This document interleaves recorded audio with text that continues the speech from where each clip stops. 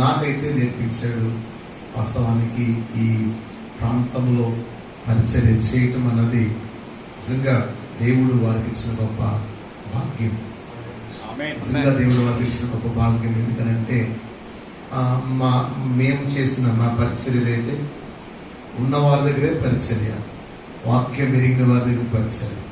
కానీ సోదరులు వాక్యములకు ఆటంకపరచగలిగినటువంటి వారి మధ్య పరిచర్య.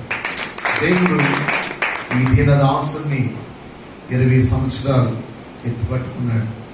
వారి అనుభవాలు చాలా అద్భుతాలని నేను ఆలోచిస్తా ఉన్నాను. నిజమే ప్రభా, నేను ప్రార్థించడానికి వచ్చినట్టునే ఈ దాసునికి ఇచ్చిన పరిచర్య చాలా గొప్పది.